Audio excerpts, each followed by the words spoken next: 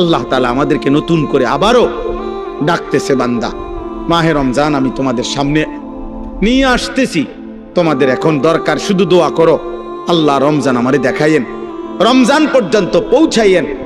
আর প্রত্যেকটা বাবা ভাই, পুরুষ নারী, জওয়ান বুড়া, সবার কাছে আমার অনুরোধ, রমজানকে টার্গেট করে নিজের জীবন পরিবর্তনের জন্য আপনি সিদ্ধান্ত নিন। আল্লাহ কোরআনে ওয়াদা দিছে, বান্দা একটা মাস রমজান তুমি যত্ন নিয়া রমজান মাসটা কাটাইবা, সবগুলো গুনাহ ছেড়ে দিবা, আমি আল্লাহ তাআলার হুকুমগুলো পালন করবা। আমি আল্লাহ ওয়াদা দিলাম লাআল্লাকুম তাত্তাকুন, এক মাসে তোমাকে মুত্তাকি বানায় দেব, জান্নাতি বানায় দেব, বানায় দেব। আল্লাহ তাআলা বলছেন, আল্লাহ কোরআনে বলছেন, বান্দা তুমি মনে রেখো কোনোভাবে রমজান বলতে আমি কঠিন কিছু তোমার উপরে চাপাই নাই। ইউরিদুল্লাহু বিকুমুল ইউসরা ওয়ালা ইউরিদু বিকুমুল উসরা। কোরআনে আল্লাহ বলছেন, রমজানের কথা বলতে গিয়ে আল্লাহ বলছে, বান্দা মনে করো তোমার জন্য আমি কি কি দিছি রমজানে। স্বাভাবিক সারা বছরের নেক আমল তো আছেই, বাকি নতুন করে কি দিলাম? এক নম্বরে ধরে নেন, নতুন করে আল্লাহ তাআলা রমজানে আমাদেরকে কি দিলেন? এক মাসের রোজা, রোজা রাখতে হবে। 2, প্রতিদিন তারাবি পড়তে হবে। 3, ইফতার করতে হবে। 4, রাত্রিবেলা সাহারি খাইতে হবে। 5, শেষ দশকে এতেকাফ করতে হবে। 6, শেষ দশকের বেজর রাত্রিগুলোতে সবে কদর তালাশ করতে হবে। আর কি? আর পুরাটা মাস গুনাহ থেকে বাঁচতে হবে। আল্লাহ তাআলার নেক আমল, 5 ওয়াক্ত নামাজ, জিকির, তেলাওয়াত, দোয়া, কান্নাকাটি এর মধ্যে লিপ্ত থাকতে হবে। এই তো কথা। আল্লাহ তাআলা বলেন, বান্দা বিশ্বাস করো, এই যে যা যা দিছি আমি, ইফতার, সাহারি, এতেকাফ, তারাবি, রোজা, নামাজ, আল্লাহ বলে বান্দা বিশ্বাস করো, আমি এই বিধানগুলো সাজাইতে গিয়া, দিতে গিয়ে আমি আল্লাহ নিজে তোমার সহজ যেন হয়, কষ্ট যেন না হয়, আমি আল্লাহ কসম নিজে খেয়াল করেছি। ইউরিদুল্লাহু বিকুমুল ইউসরা, আমি আল্লাহ চেয়েছি তোমার যেন সহজ হয়। ওয়ালা ইউরিদু বিকুমুল উসরা, আমি আল্লাহ তাআলা তোমার জন্য কঠিন হোক এটা চাই নাই। প্রথম যেভাবে বিধান শুরু করছি নবীজির জামানায়, প্রথম রোজার শুরু, রমজানের শুরু, ওইখান থেকেও আমি বান্দা সহজ করতে করতে করতে বর্তমানের অবস্থায় আনছি। শুধু কমাইছি, বাড়াইছি না, শুধু কমাই আনছি।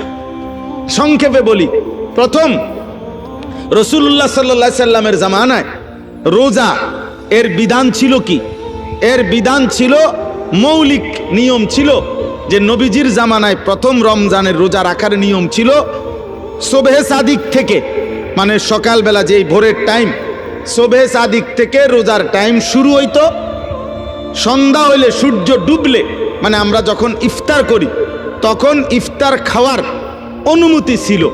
কিন্তু তখন রোজা ছিল কেমন, মানে আমাদের নবীজির জামানায়, সাহাবাদের জামানায় রোজার বিধান ছিল এরকম যে সন্ধ্যা হইলে ইফতারির টাইমে যতক্ষণ পর্যন্ত সজাগ থাকবে, মানে আরেকবার ঘুম না যাবে, ততক্ষণ পর্যন্ত আপনার সে খাবার দাবার, স্ত্রীর সাথে মিলামিশা সব করতে পারবে।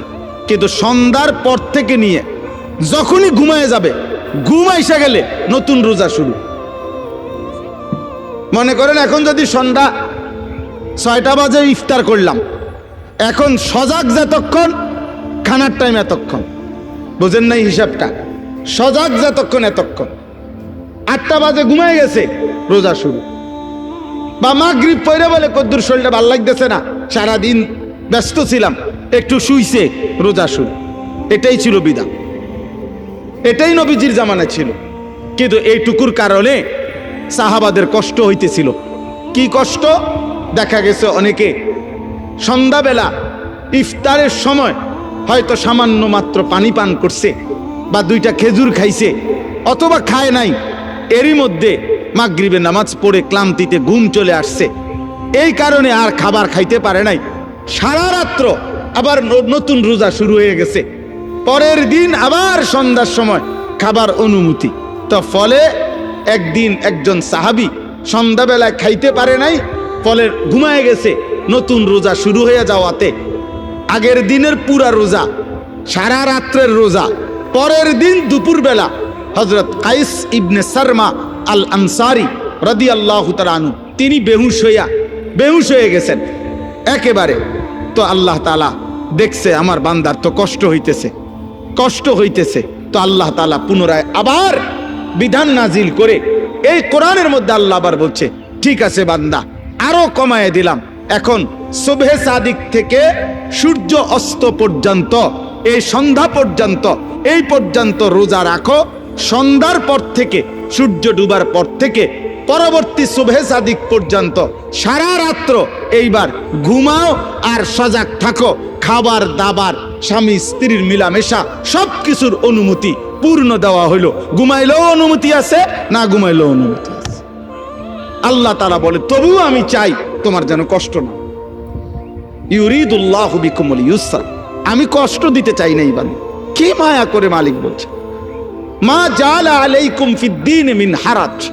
আল্লাহ বলে, বান্দা, দ্বীনের নামে, ইসলামের নামে, কোরআনের নামে, শরীয়তের নামে, বিধানের নামে আমি আল্লাহ তোমাদের উপরে একটা কষ্ট আমি দেই নাই। আমাকে মানতে গিয়ে তুমি বান্দা কষ্ট পাইবা, আমি এমন মালিক না। আমি রাউফ, আমি রাহিম, আমি রহমান। আমি সব জানি আমার বান্দার ভেতর বাহির, যোগ্যতা কদ্দুর, দুর্বলতা কদ্দুর, সক্ষমতা কতটুকু। আমি যুবকের আর বৃদ্ধের হুকুম বরাবর করি নাই। আমি আল্লাহ তাআলা এরপরে দেখেন, আল্লাহ বলছে, বান্দা আচ্ছা ঠিক আছে, এরপরে আরো শোনো। দুইবার আল্লাহ বলছে, দুইবার রোজার কথা বলতে গিয়ে বলছে, ফামান কানা মিনকুম মারিদান আও আলা সাফারিন ফাইদ্দাতুম মিন আইয়ামিন উখার। শোনো, তোমরা যারা প্রচন্ড অসুস্থ, যে অসুস্থতার কারণে রোগ বেড়ে যাবে, রোজা রাখলে কোনোভাবেই পারতা না, ঠিক আছে ছেড়ে দাও। যখন সুস্থ হইবা তখন এই রোজাগুলো কাজা করো। তোমরা যদি দূরের লম্বা সফরে মুসাফির হও, তাহলে যদি প্রচন্ড রৌদ্র, প্রচন্ড পেরেশানির কারণে তুমি মনে করো যে কষ্ট হবে, তো আল্লাহ তাআলা বলে, ঠিক আছে, রমজানের রোজা এটা ছেড়ে দিও, তুমি অন্য টাইমে যখন বাড়িতে ফিরবা তখন কাজা করুন। আমি চেয়েছি তোমার সহজ, আমি বান্দা চেয়েছি তোমার সহজ।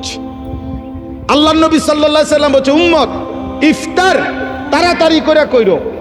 আল্লাহ নবী বলছে, উম্মত সেহরি দেরি করে খাইও, মানে কষ্ট যাতে না হয়। ইফতার করো তাড়াতাড়ি, যাতে সময় হইছে সাথে সাথে ইফতার করো, এর মধ্যেই বরকত। সাহারি দেরি করো, যেন লাস্ট টাইমে নিয়ে খাও, কোনো অসুবিধা নাই, যাতে করে তোমার কষ্টের মাত্রাটা কম হয়। মানে সব মিলাইয়া রব্বুল আলামিন চেয়েছেন আমার বান্দার যেন আরাম হয়, কষ্ট না হয়। ইউরিদুল্লাহু বিকুমুল ইউসরা ওয়ালা ইউরিদু বিকুমুল উসরা। একদিকে তো সহজ করার জন্য এত ব্যবস্থাপনা করেছেন, আবার আরেক দিকে নেকি। আল্লাহ তাআলা যেন বললেন, রমজানের এক একটা মুহূর্ত আমি স্বর্ণের দামে না, রূপের দামে না, মণি মুক্তার দামে না, বরং আসমান জমিনটাকে যদি 112 দাম ধরো, আসমান জমিন পুরা সৃষ্টির, সেটার যেই দাম আসবে, আল্লাহ বলে তার চাইতে কোটি গুণ বেশি দামে আমি রমজানের এক এক মুহূর্ত তোমাকে দিলাম। চাও সেকেন্ড কোটি গুণ দামি বানাই দিলাম। 1/70, এটাও বলছি প্রাথমিক, এটা বলছি স্বাভাবিক হিসাব, 1/70, কিন্তু মূলত হইল আল্লাহ তাআলা এই 70 লেখবার আগেও ফেরেশতাদের আল্লাহকে জিজ্ঞেস করে, আল্লাহ আপনার বান্দার রমজানের এই নেকিটা 70 লিখতাম নি।